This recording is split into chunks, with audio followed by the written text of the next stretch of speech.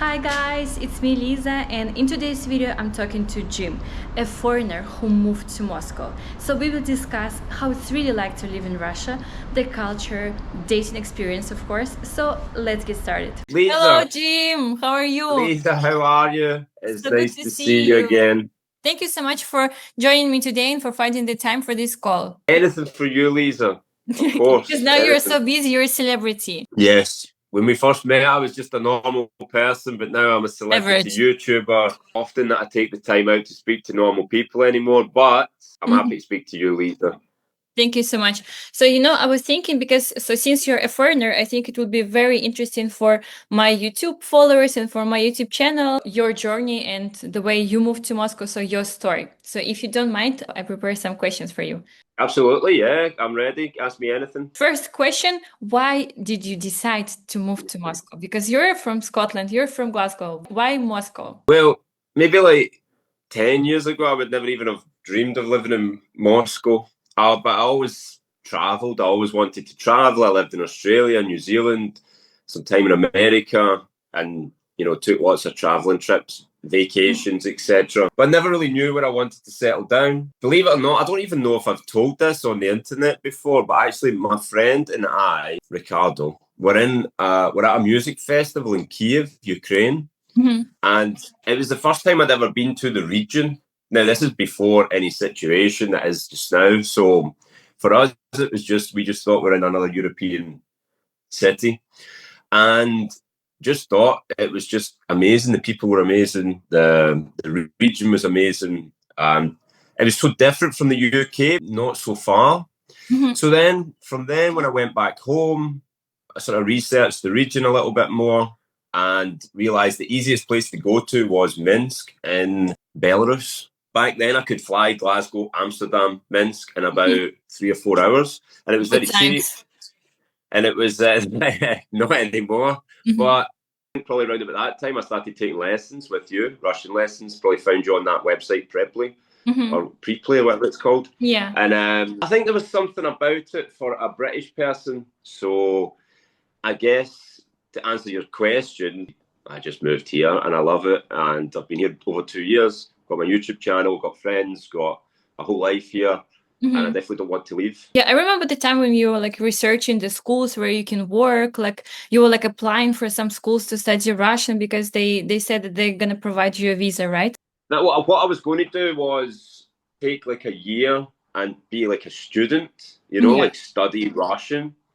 Because I thought that was going to be an option. Then once I realised I could actually just come here and work and actually be paid more than I'm paid in Scotland to do a job that I enjoy, then that made the decision for me. I sort of fell in love with the region during COVID, so I couldn't go anywhere. So I was just sitting watching like Bald and Bankrupt YouTube Yeah. videos and things like that, doing lessons with you and sort of dreaming about what my future life will be like.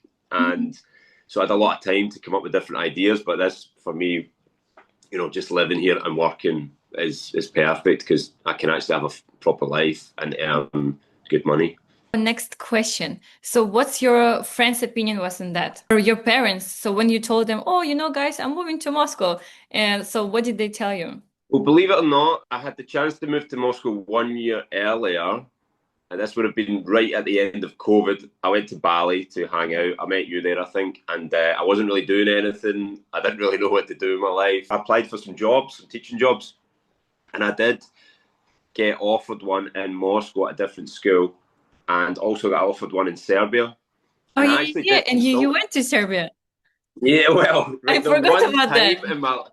The one time in my life where I've listened to other people, because obviously the situation had started. Like, you just ask people, but the problem here, and this is a good life lesson, I think, if you ask people opinions on things that they've got no actual vested interest in. So if you ask someone what's your opinion of moving to Russia when they've got absolutely no reason or no desire to move to Russia, they're probably just going to go on the very basic knowledge that they have, which is like the mainstream media. So a few people said, no, it's probably not a good idea. And I actually listened to them. And I went to Serbia. And I think I was there for like a month. And I realized I'd made a mistake. But because I took a job, and teaching being the way it is, you work from sort of August to June, and then you have Yeah. the summer off. So I thought, right, okay, I'm just going to see out the year in Serbia, and applied for jobs again. So I got offered the job in Moscow in like the February, but I couldn't start until the August. So I had this big long wait of knowing where I wanted to be, but not being there. So that's a lesson. Don't ever listen to anyone else. Just do whatever you want, because at least if you make the mistake, then it's your decision. It all worked out in the end. I'm not a person that ever really listens to other people anyway. If you just ask two people, you know, Russia or anywhere else, Yeah. most people are going to choose the other place, but they don't know why. But now my mum loves my YouTube channel. She watches all my videos. People are surprised by the life that I have here Sure. compared to what they thought it would be like. Or what the media presented, right? Exactly, yeah. People think it's dangerous, or everyone's really poor. There's no, you know, like Not what smiling. yeah, exactly. Okay, so what stereotypes did you hear that turn out to be like completely true or like false? I would say, well, not true is like everyone's really poor. Now, don't get me wrong. I do think across the country, I can only really talk about Moscow. Mhm. So, and people talk about this in my comments, but my videos are about Moscow. I'm not under any illusion that if you go out into the villages of Siberia, that people live differently. But generally, we're told it's not safe. I would say it's much safer than the UK, much safer than the UK. There's lots of people with money here. We seem to get the impression that everyone's really poor. I do know that the average salary is lower, but there's lots of people with a lot of money here. You know, you can go out to like really nice restaurants and Mhm. like you can do anything. Basically, you can do anything you want in terms of like entertainment. First stereotype you're told is that everyone in Russia is poor. Mhm. You know, like we would get those when I was growing up in the 90s. You would get those videos of like people queuing for like one loaf of bread, Yeah, and I mean, but but that was that 90s. but the way that it's portrayed in the way that British people sort of perceive it is it's still Still like going that, on. you know. Mhm. Yeah. Second stereotype would be that it's really dangerous, Mhm. which again, maybe people have told me. I used to live across from Gorky Park, which is this beautiful park in Yeah. Moscow. But people would tell me in the 90s, like you wouldn't go in there. It was dangerous. So Mhm. the one with about Russian people not being friendly, Yeah. it's you really need to spend a lot of time here to understand how it works. It takes a little bit of time for a general interaction. It's going to take a second. Russian people will come across as not friendly because they don't fake smile or they don't do small talk or anything like that. So if that's all you're having, if you're a tourist or something, you come here and all you're doing is buying something quickly in a shop or something Mhm. like that, you might get that impression. But what you'll realise is, I think it's left over from Soviet times, isn't it? Where Yeah. you don't you don't give away too much to people that you don't know. I Mhm. guess that could be emotions, information, etc. Basically, it takes longer for people to get to know you and open up. But once Russian people open up, they're very, very friendly, I would say. And funny. So yes, that's it. Russian people, well, Scottish people, I think, are the same as Russian people. Got a very dark sense of humour. I think the weather's like that as well. It's the same in Scotland because it rains all the time. You've got to be funny. You can't be too serious all the time. They're also very generous as well. They need to Hospitable. get food. Hospitable, that's a good word, yes. Mhm. If you go to someone's house, they want to feed you, they want to give you things, etc. like that. Life in Glasgow. So where did you work and what exactly do you do now? Like, so you're a teacher, but what do you teach? Like you teach just English or you teach, other subjects at school? I'm a primary school teacher, so I think you guys call it Nachani Shkola. Is that what you Uh, call it? For like, am I saying it Учительная wrong? школа. Mhm. Yeah, so it's like younger children, and you teach them maths, English, history, geography, science. So I Mhm. teach all of that. So what happens is they go to primary school under the British system till about 11, and then they'll go to high school. Then they'll have an individual teacher, an expert individual teacher for Mhm. each subject to take their knowledge further. I did that in Scotland, but I didn't do it till later in life. Like I didn't think I qualified till I was about 30. So when I was in my 20s, I was just like traveling, having a good Mhm. time, Living the life. Then became a teacher, and then I got into property, like real Yeah. estate. I would Mhm. buy properties, and we call it flipping them, where you make them better and then you sell them, or you keep them and you rent them. So I've still got them. So I still have some properties that I rent out. I Mhm. do that. Even though I'm a teacher and I love being a teacher, I like having other things. I think the kids are calling it a side hustle these days, but I just call Yeah. it making extra money. Talking about money, is it expensive to live in Moscow? So how do you find the prices in Russia and in the UK? Much cheaper to live in Moscow, and also if you take into account Moscow being this, it's like the capital of the biggest country in the world. So it's a bit like more on an equivalent to London in terms Hmm. of size and infrastructure than it is to like Glasgow, where I came from. Glasgow's more like Minsk, in terms Yeah. of size, but it's much cheaper. So to live here, I mean, the apartments have got more expensive lately, but the one I live in, I mean, it is quite small. I pay 65,000 rubles, but How much is it I'll try and give in you dollars or euro? I'll try and give you a conversion. I'd say it's about $800, but that's for everything. That's like the rent, all the gas, electricity, and I'm not too far from the centre. I can walk to the metro and be in the centre about. I can be at the Red Square in like 15 minutes or something. So, I guess if you grew up here and you're maybe on a sort of average Russian salary, it's maybe not cheap, but Yeah, it's not that for cheap. me, Especially to compare to Belarus, like $800 is like, you know, it's expensive. I totally acknowledge that I'm in a good position, but at the same time, I've worked hard to get myself Yeah, into a of good course. position. I'm also moved to a different country where I somewhat speak the language. I didn't know anybody. You can't be too apologetic about your own hard work and good choices, I Of suppose. Things course. like taxis are really cheap. Things like if you go to a really nice restaurant, it's How much would you pay cheap for a relative dinner? to the Let's say not super expensive fancy restaurant, just a normal one, like you and plus one. even if it was like White Rabbit, which is like Michelin star restaurant, and you have maybe a starter, a main, couple of drinks, Hmm.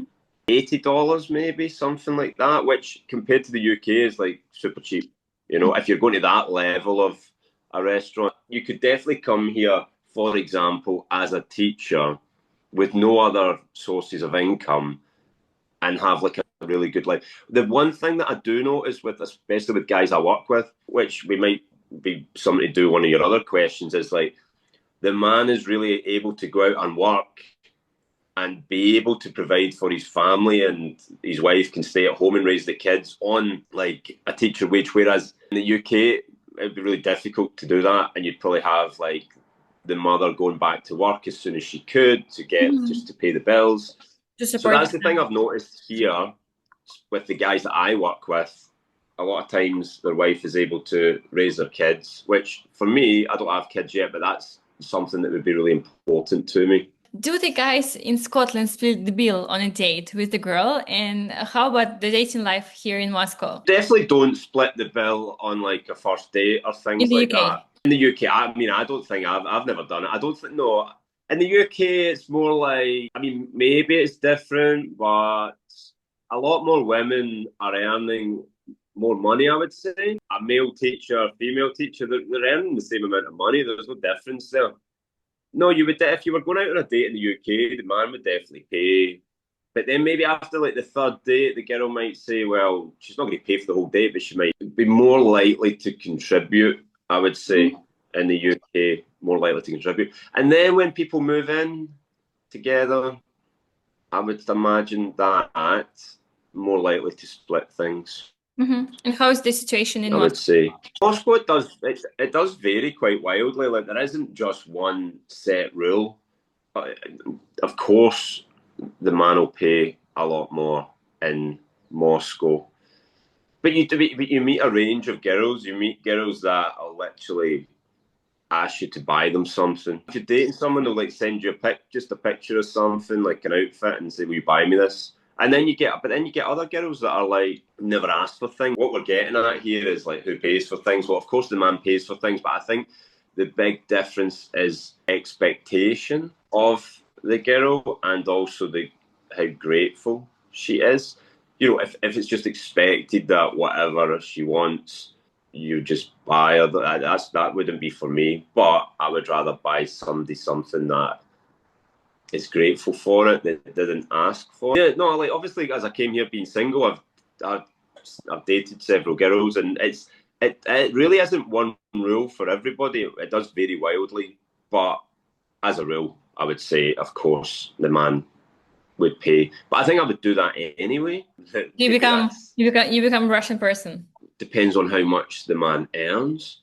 I was talking to this girl who has become like a big Instagram influencer, so all her friends are Instagram influencers, and she was telling me that her friends, who were like obviously like normal girls, were dating these normal guys.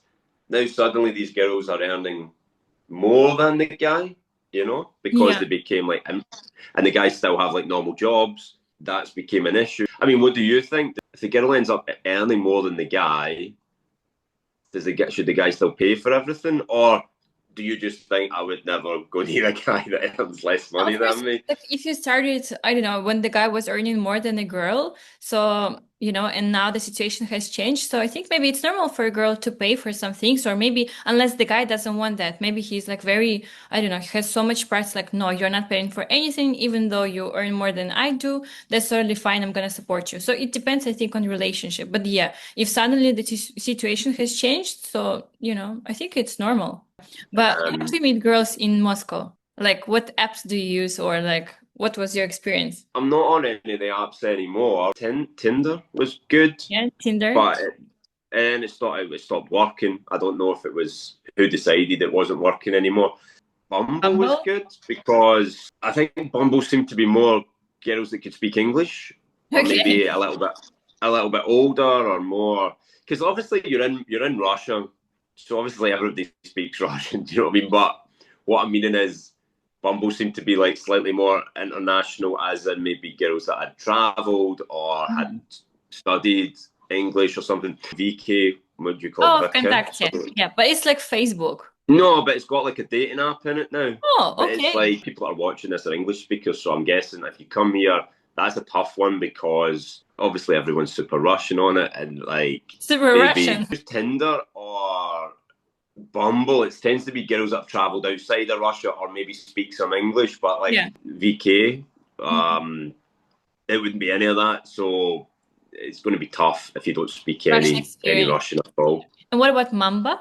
Is it like an application or something? Mamba, yeah, yeah, I think that was similar to VK. No, I just always felt like when you used Tinder, it was like everybody knew it. It was like the most famous one, wasn't it? So Yeah. everyone kind of had it, and it was a lot more. It was a lot easier to use, a lot more international. I guess I've been here. Well, I don't use them anymore. I mean, I guess it's a good way to meet people because I did actually meet a few girlfriends on it. Tell me So about it. So, what was your first date? Like when you met the girls on applications, or maybe you met them on the street and you invite them on a date. So, what was your first date? Like horrible experience, or like, oh my God, this Russian mentality, I will never understand that, or like the girls like too Russian, maybe with the leaves, or like asking all right, for yeah. things. I went on a date with a girl. It was like, and I just in a restaurant right next to my house, and she was like, well, she was Russian, but like Armenian family, so I guess they Okay. were like really strict. That's what she told me, and I think she was probably about maybe 29 or something, and she just or 30 maybe, and she just right away just I'm tired of working. I want to just get married, so I'm looking for a husband.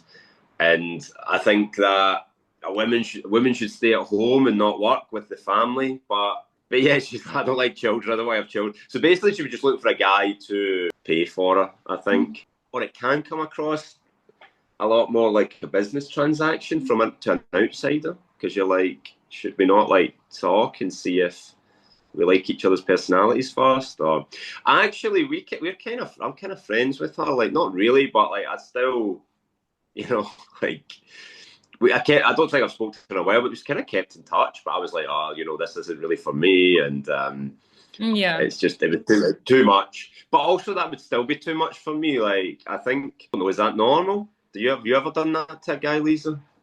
Like on the first date to ask him to marry me? Well, she never asked me to marry, but she said, "This is what I'm looking for. I'm looking for a husband, and I don't want to work and stuff like that." I think No, it's honest, at least, you know? Like she was honest. She said, like, oh, I'm not looking for like one night something or like not serious. She said, I'm looking for a husband, but maybe like to scare you from the very first second, like, oh my God, you know, it's either husband or nothing else. That's too much. yeah, I think from an outsider's point of view, then it's a bit too much. But now I understand it. But then no, but I've had a lot of good experiences. I mean, obviously, I've had a few of my girlfriends have been in my YouTube videos, which was maybe a mistake to be honest, because then all people do is ask me like where certain girls are that have been in my Mhm. videos. But obviously, once you break up for whatever reason, you're probably not going to continue making YouTube videos together.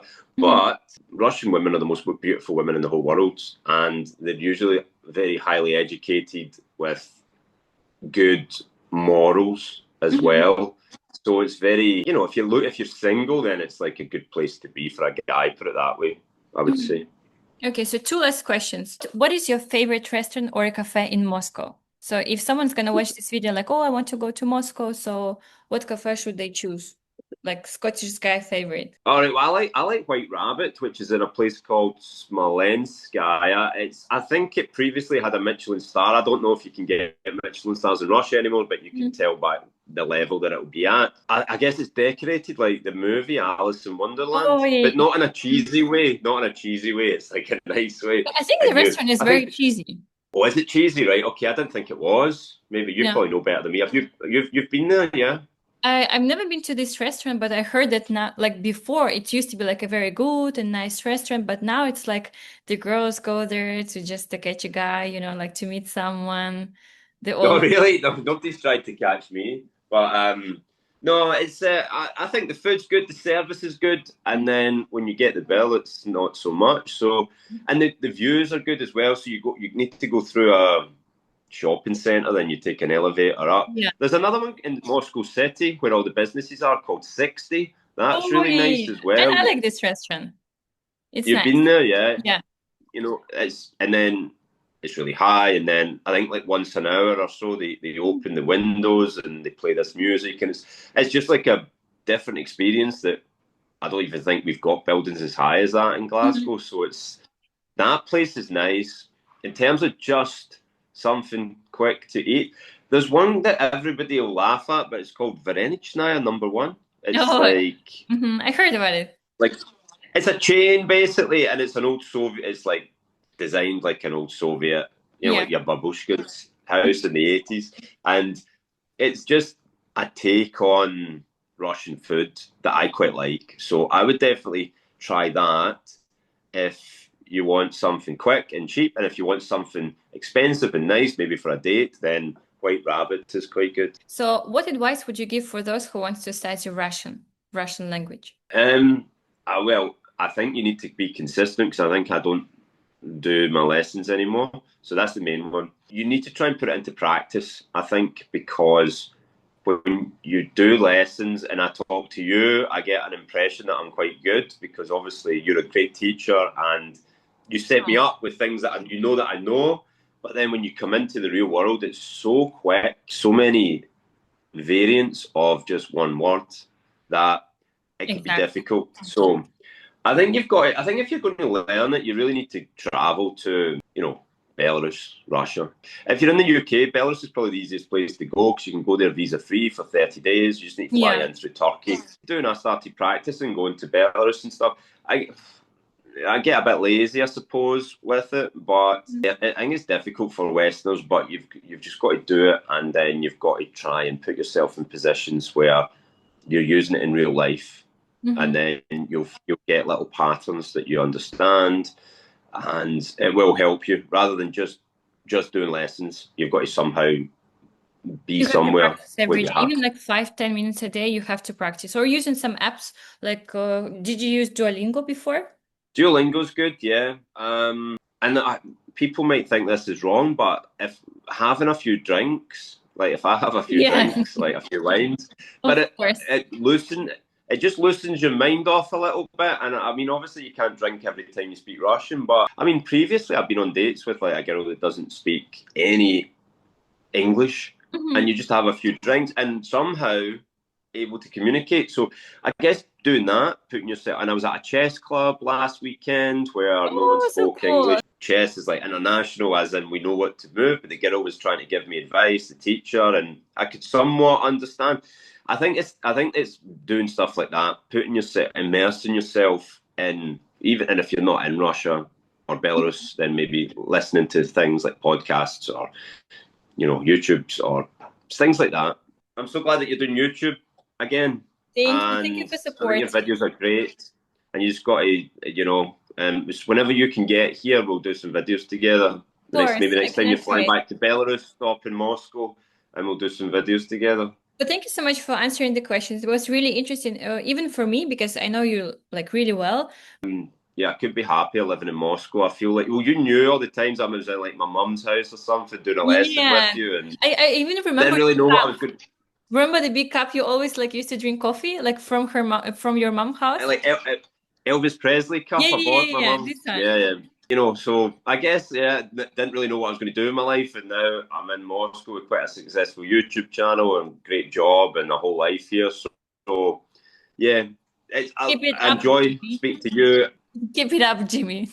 Thank you. I think you've probably got another lesson or something you need to do now. Yeah. So Hope you guys enjoyed the video with Jim. What do you think about his life in Moscow? Would you ever move there?